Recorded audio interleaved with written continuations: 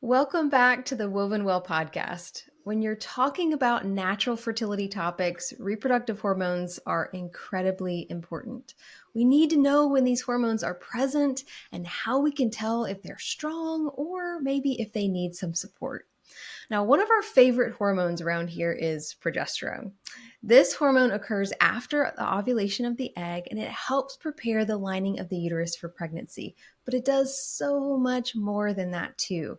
So I'll be sure to link to a previous episode that really dives in much deeper to progesterone.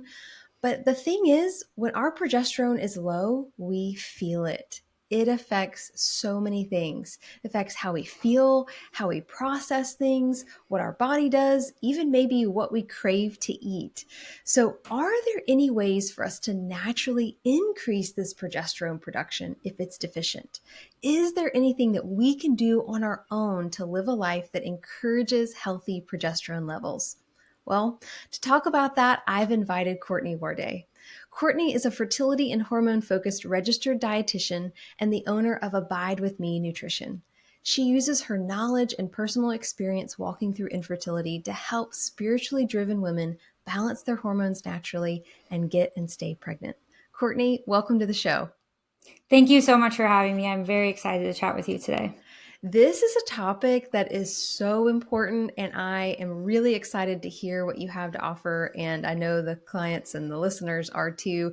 But first, I'd love to hear a little bit about yourself, what you do for listeners who don't know you yet. Yeah, so I'm Courtney Warday, and me and my husband have been married for 8 years. We actually started our fertility journey learning that I had low progesterone by charting Creighton. And then when we did start supplementing, we ended up conceiving our oldest. Her name is Elizabeth. We call her Ellie. She is 7. And then when we went to try to conceive again, it just wasn't so easy. And we ended up going through 2 years of secondary infertility before conceiving our little Christmas miracle. She was born just 2 days, 3 days before Christmas, Claire, and she is now 3. And then we also, after that, we conceived pretty easily a little miracle Faustina, but she was only with us for 18 weeks through pregnancy, and we ended up losing her for no known reasons. And so that really opened my eyes as well to not only getting pregnant, but staying pregnant. And then we also have our little rainbow baby, John, who is now 16 months actually. Yeah. So we 100% understand intimately all the facets of fertility. And I felt through all this before we conceived Claire. It was just really on my heart to stay home with our daughter Ellie, and I ended up just feeling a call to start this ministry and business to help other women because I felt very overwhelmed. I was diagnosed with PCOS and had a surgery to remove endometriosis in that secondary infertility journey. And so I was thinking, if I'm overwhelmed, how is everyone else feeling? All these women just feeling alone and not sure what the next steps are, maybe sometimes not getting guidance from their doctors that they desire. So that is why I started Abide With Me Nutrition, and I've loved every second of it. Yeah. Well, those personal stories can influence our work so much and just give us a passion for Yes. helping women. So I love that that's a part of your particular journey. So I know you value progesterone just as much as we do. We care a lot Yes. about it. So I'm curious to hear why you focus on it so much and why you find it to be so valuable for your clients. Well, in one sense, like you said, there's so many women who have low progesterone, and there's so many different reasons why it's important. Obviously, if we don't have enough progesterone, then our body is not going to be able to sustain a pregnancy. So, if fertility is a goal, then that's obviously a really important reason. But like you were saying as well, just for our overall health, a lot of PMS symptoms are because of low progesterone. And so in order to, sleep well in our luteal phase, have proper mood in our luteal phase, like you were talking about, even food and energy and some of these different things, even just to thrive and in our life, it's definitely a really important thing to be focusing on and thinking about. Yeah, I completely agree with you. Every single woman is benefited by healthy progesterone levels. It really does not matter what her reproductive goals are, if she's trying to get Yes. pregnant, if she's single and in college and just wants to feel her best, whatever, progesterone is her friend. If we have Agreed. healthy levels of it. So, your approach is a little bit different than a physician or an OBGYN. They would probably recommend supplementing progesterone. And as long as it's a bioidentical form of progesterone given at the correct time in a cycle, there's not really specifically anything wrong with that. But it's not always the best option for each woman. Or we may want to have our own ways to naturally increase progesterone so we don't have to be on supplemented bioidentical progesterone the rest of our lives. So I cannot wait to hear. I'm so curious. In your experience, are there things that we can do to naturally improve progesterone levels? Yes, this is a good question. So, like I said, in my own journey, I was very low in progesterone when I was first got married and we were charting. And throughout my first pregnancy, I was supplementing progesterone. And then in my other pregnancies, I have not had to supplement progesterone. Mm, And even through stressful times now, my progesterone is optimal. And I do believe that that is via diet and lifestyle, things that I've implemented, that I've learned. And I think one of the biggest things that sometimes people aren't going to want to hear, but is stress. Stress. I was so stressed I was in my dietetic internship during my pregnancy, just getting married, good stress, all good things, but a lot of stress. And so yeah. the metabolite, the progesterone, that is needed to create cortisol and to create progesterone. And so our body is going to, if our body is in a stressed out state, then our body is going to choose survival with cortisol to help our body just survive over reproduction every time. And so Mm, that is one of the biggest things we can do, besides making sure that we're ovulating, because if we're not ovulating, we're not going to be right. producing progesterone. So that would be the first thing, is, are we ovulating? Which you would be able to help determine.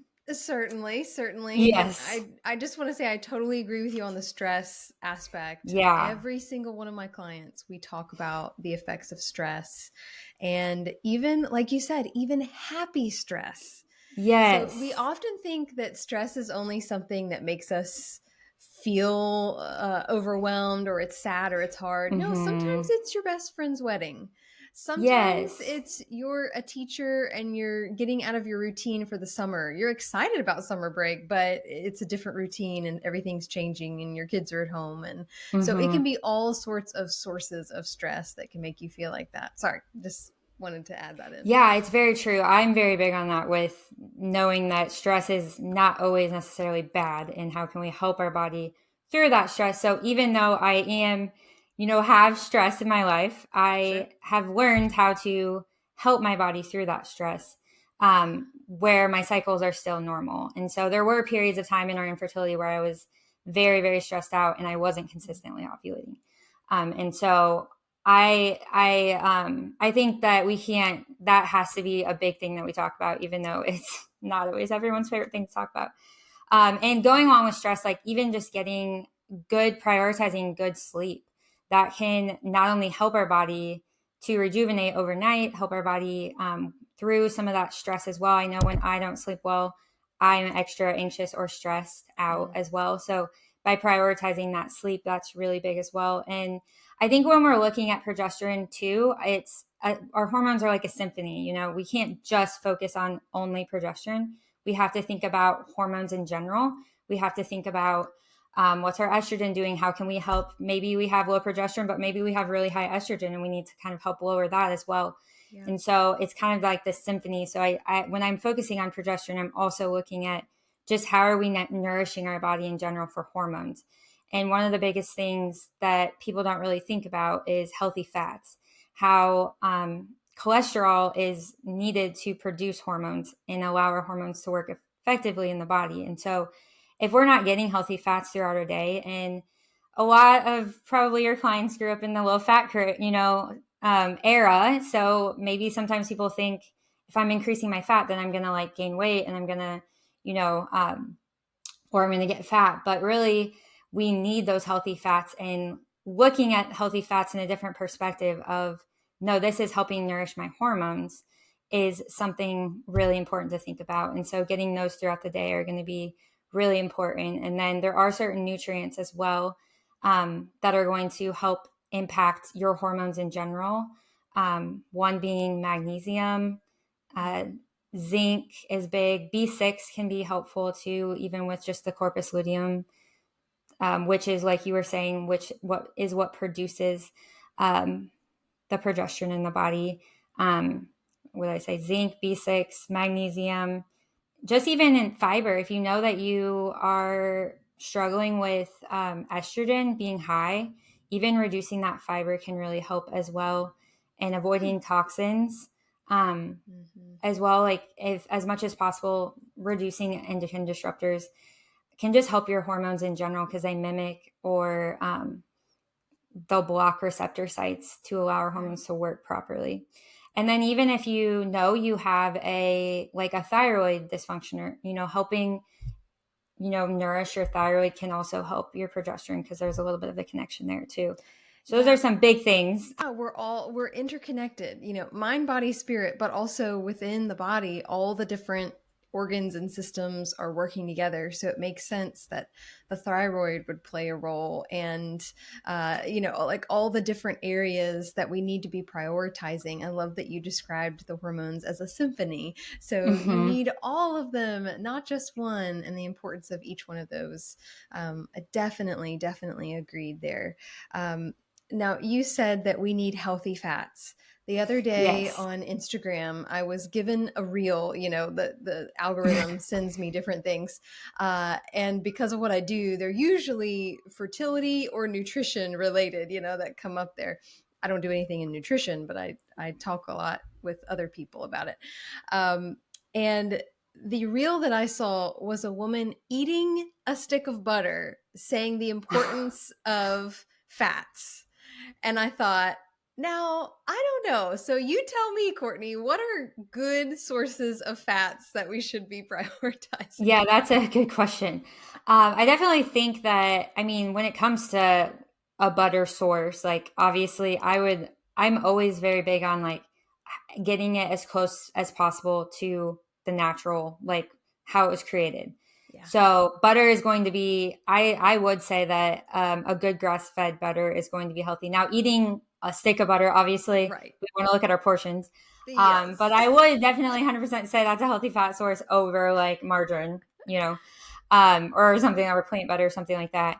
But yeah, things like avocados or avocado oil, things like even like coconut or olive oil, olives are going to be good sources, nut butters, nuts, things like that. So really just trying to stay away from those inflammatory type processed vegetable oils, Yeah. things like that are going to be not doing a lot of nutrition or adding a lot of nourishment to your body. Yeah. And trying to steer clear of things that are inflammatory or are endocrine disruptors, like you mentioned earlier, that can feel very, very daunting. But I just want to remind listeners that it's about starting small. So if Yes. this is the first time that you're hearing about this, or you are just diving into learning more about all of that, and you don't even know where to begin, you pick one thing. And I know that with my clients, and I'm sure with yours too, Courtney, I talk about this with them at one of our first initial sessions. And we don't talk about every single thing on earth that could be Yes. a hormone disruptor. It's We overwhelming. talk It can about, be. yeah, we talk about very specific things that where they could start and make a difference. And usually those are things that make a difference on their Creighton charting. So Yeah. we make sure to go there first because you see the results. And knowing that there are results on the other end is what keeps us motivated and excited to try these things out so that we can see results. So when you start making these changes to prioritize progesterone production, what kind of results can women expect to see? It's definitely different for every woman, obviously, and what's going on. And I do want to mention that there could be some type of corpus luteum dysfunction going on. And if that's the case, there are some things you can do to nourish the corpus luteum, but like there could be something underlying. So I'm not going to just say, yeah, if you incorporate healthy fats or something, you're going to see all these changes right away. But I think it's kind of little changes over time do make a big difference. And so I think some of the first things that they may, people might start to see are just reduction in some of these PMS symptoms. If you're starting to sleep better during your luteal phase, or your mood starts to be a little more stable, or your energy, or things like that, those are some things that you might notice. Obviously, if you get your levels checked at post-peak +7, you may notice a difference slowly there too. But I think just some of those symptoms that we talked about at the beginning with those PMS symptoms, you might notice some of those things change. And even just incorporating healthy fats and balancing blood sugar and things like that, which are also going to be beneficial, could notice just energy changes, feeling fuller longer, less hunger, some of those things by even just incorporating healthy fats and allowing more satiety to your meals. Could notice a difference there too. And this is why I think working with someone like yourself who is a registered dietitian is so worth it. Because, and I tell this to my clients too, you're not working with me forever. You're working with me for a short amount of time to learn tools and skills that you can use the rest of your reproductive life. So the same is true for your work. You make these Yes. initial changes, you improve the hormones, and then those are improved the rest of your reproductive life. So I think it's exciting to think about seeing the changes and how women can feel better. So thank you so much for spending the time and coming on the show and sharing about this with us, Courtney. Absolutely. It was my pleasure to share some of my knowledge with you guys. Listeners, I hope you learned just as much as I did. I find it so interesting, everything that Courtney has to share about natural ways that we can improve progesterone, because progesterone is so important and it's so common to be deficient in it. I mean, PMS, how many of us deal with that? So if you'd like to learn more about Courtney and what she does, I'll make sure to have her contact information in the show notes for you. And if you're not sure whether your progesterone is low or not, then I'd love to recommend our free cycle checklist on our website. It gives you a very practical overview of your cycle, including what to look for related to progesterone. We hope you join us next week for more great information on all things natural fertility. But until then, thanks for listening as we continue to explore together what it means to be woven well.